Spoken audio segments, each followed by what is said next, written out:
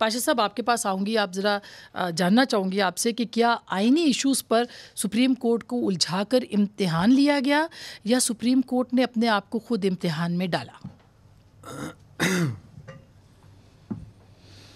Supreme court of Pakistan نے اپنے آپ کو کسی حد تک امتحان میں ڈالا. مثلا اگر یہیں سے شروع کریں کہ لاہور ہائی کورٹ میں الیکشن کے حوالے سے پی ٹی آئی نے ایک پٹیشن فائل کی اور وہ ان کے حق میں فیصلہ آ گیا اور الیکشن کمیشن آف پاکستان نے اس کو چیلنج کیا آئی سی اے میں, وہاں بھی پینڈنگ تھی. تو ادھر سے ایک جس طرح آپ نے انٹرو میں فرمایا کہ ایک سروس میٹر تھا سی پی او کا لاہور کا ڈوگر صاحب کا, اس میں انہوں نے سفارش کر دیجیے کہ اس کا 184 کے تحت لیں. اب ضرورت نہیں تھی. نارملی یہ ہوتا ہے سپریم کورٹ میں, ہم نے دیکھا ہے کہ جب کبھی سپریم کورٹ کے نالج میں یہ بات آتی ہے کہ اس معاملے میں جو اسپیسیفک معاملہ ہے جس جو کہ 184 کی 3 کی اس میں آتا ہے جورسڈکشن میں, تو دیکھتے ہیں کہ اگر کسی ہائی کورٹ میں پینڈنگ ہے تو پھر وہ نہیں سنتے, وہ ویٹ کرتے ہیں کہ وہ فیصلہ آئے تو پھر. لیکن اس میں جب یہ آیا تو سنا گیا اور پھر جو ہوا, پہلے بینچ کس طرح بنا, پھر آگے ٹوٹ پھوٹ کا شکار, اور یہ آوازیں سپریم کورٹ کے اندر سے پہلی دفعہ آئیں کہ مطالبہ یہ ہو رہا ہے کہ فل کورٹ بنائیں, فل کورٹ میٹنگ بنائیں اور یہ فیصلہ اس طرح نہ کریں. تو یہ اس کو اتنا آسانی سے درگزر نہیں کیا جا سکتا. پولیٹیکل مثلا کوئی پیپلز پارٹی والے, نون والے یا پی ٹی آئی والے کوئی کسی بات پہ اعتراض کرتے ہیں تو ان کا اپنا ایک اینگل ہوتا ہے دیکھنے کا پولیٹکس کے حوالے سے. لیکن بطور اسٹوڈنٹ آف لا جب لائرز بات کریں یا پھر specially this is very important, میں at the cost of repetition کہہ رہا ہوں کہ سپریم کورٹ کے اندر سے جب آواز آئے کہ اس معاملے میں فل کورٹ ہونی چاہیے تو پھر اس کو اوائڈ نہیں کرنا چاہیے, اگنور نہیں کرنا چاہیے. تو آپ چیف جسٹس صاحب کی جو ٹینیور ہے اس کو کس طرح سے دیکھتے ہیں اور وہ کیا لیگیسی چھوڑ کے جا رہے ہیں, اس کے اوپر بھی کمنٹ کریں گے؟ بطور چیف جسٹس ٹینیور میں سمجھتا ہوں کہ سب سے بڑا جو ڈیزاسٹر ہوا اس سال میں وہ یہ تھا کہ پچھلے سال بلکہ کہ پنجاب اسمبلی والا کیس 62-63A کے تحت جو ہوا, اور اس میں صرف سوچنے کی بنیاد پہ, ایک خیال رکھنے کی بنیاد پہ آپ نے سزا دے دی. یعنی ابھی کسی کے ذہن میں کچھ کرنے کا تھا, ایکٹ نہیں ہوا تھا اور آپ نے ان کو ڈی سیٹ کر دیا اور ان کے ووٹ بھی کاؤنٹ نہیں کیے. یعنی جرم پورا تو کرنے دیتے, جرم ہوئے ہی نہیں ہے اور صرف سوچ پہ آپ نے پابندی لگا کے اس پہ. تو یہ it amounts to be rewriting of constitution. کیا ہم کہہ سکتے ہیں کہ یہ بنیاد بنا پاکستان کے سیاسی اور آئینی بحران کا یہ فیصلہ اب تک کے جتنے بھی بحران ہیں؟ بالکل ایگزیکٹلی. وہ اگر نہ ہوتا تو بہت سارے معاملات جو بعد میں آئے ہیں شاید اس طرح نہ ہوتے جو کہ اب ہیں اور جن کا فیس کرنا پڑا. بالکل یہ ہے. اور جو الیکشنز والا معاملہ ہے, ابھی بھی جو ریمارکس آئے تھے ایک جج صاحب کے کہ 14 مئی 2023 کو انتخابات ہونے چاہیے. جی بالکل وہ آئے اور وہ تاریخ کا حصہ بھی بن گئے.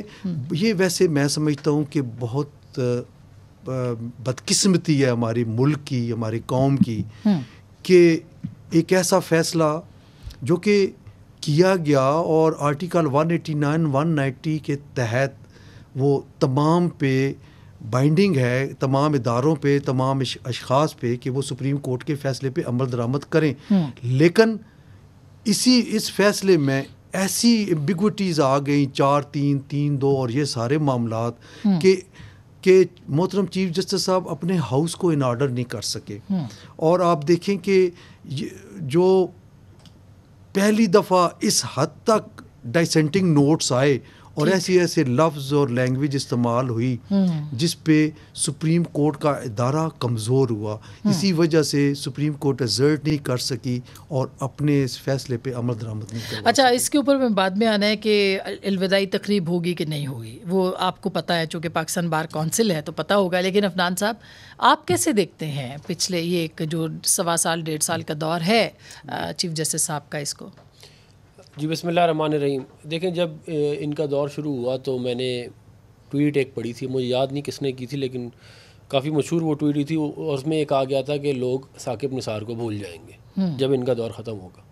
اب وہ بات جو ہے وہ کسی حد تک میرے خیال میں درست ہے. ثاقب نثار نے تو زیادہ پبلسٹی اسٹنٹ بھی بہت کیے، قانونی لحاظ سے بھی بہت سارے غلط فیصلے دیے، مگر جو بات آپ نے شروع میں کی اور پھر جو پاشا صاحب نے کی، میں اس کو آگے کنٹینیو کروں گا. 63A کا فیصلہ جو ہے وہ بنیاد ہے اس وقت جو اس ملک کے اندر ڈی اسٹیبلٹی ہے، اور یہ جو الیکشنز کے معاملہ ہے. اور خالی وہ نہیں، ایک تو وہ تو غلط کیا، اس کے بعد پریکٹس اینڈ پروسیجر بل کے اندر جا کے جب آپ سے نہیں ہو رہا نا ہینڈل ایک معاملہ، آپ سے بینچ نہیں بن رہی، آپ بینچ بنا رہے ہیں، بینچ ٹوٹ رہی ہیں، تو یہ رائٹ ہے پارلیمنٹ کا کہ وہ آپ کو اس پہ قانون سازی کر کے دے دے. اس کو آپ نے اڑا دیا.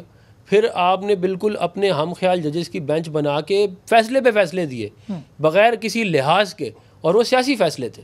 نہیں، مگر انہوں نے ہی فیصلہ دیا جب عدم اعتماد پہ ووٹنگ نہیں ہو رہی تھی اور اسمبلی ٹوٹی تھی، تو وہ فیصلہ بھی تو چیف جسٹس صاحب نے دیا. دیکھیں میں اگر کسی کو کوئی قتل کر دے اس ملک میں تو اس کو سزائے موت ہی ملنی ہے نا.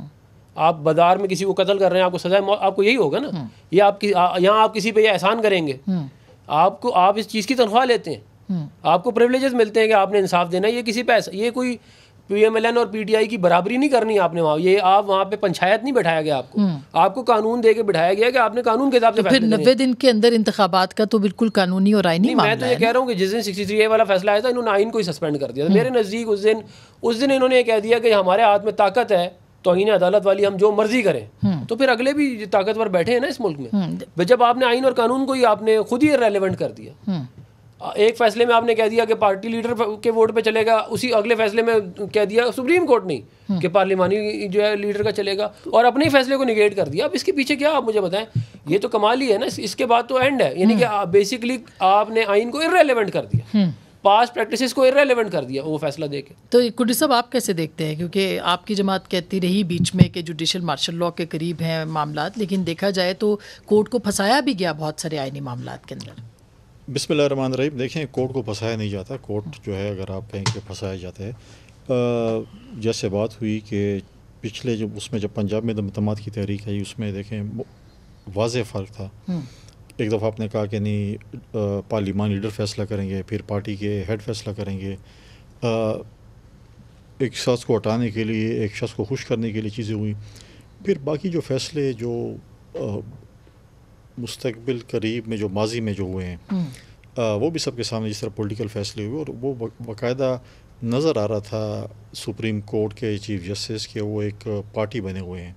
اور جس طریقے سے آپ نے دیکھا کہ PTI کے چیئرمین کو بلایا گیا تھا، ریمانڈ سے اٹھا کے اس کو لے کے آیا گیا تھا، اور پھر اس کے بعد اس کو 10 مئی کو 9 مئی کے بعد اس کو پولیس ریسٹ ہاؤس میں رکھا گیا، اور پھر کہا کہ کل اس کی پیشی بھی لگائی جائے. اور مطلب جب آپ اپنے سبارڈنیٹ کو بولیں کہ یار اس فائل کو اس طریقے سے دیکھ لو، تو اس کو پتہ چل جاتا ہے کہ آپ نے کیا کرنا ہے.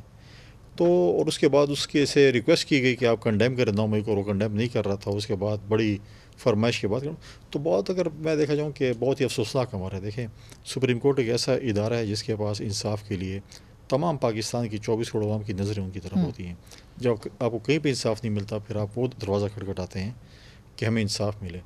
اور اگر انصاف دینے والے اگر اس طریقے سے ہوں تو پھر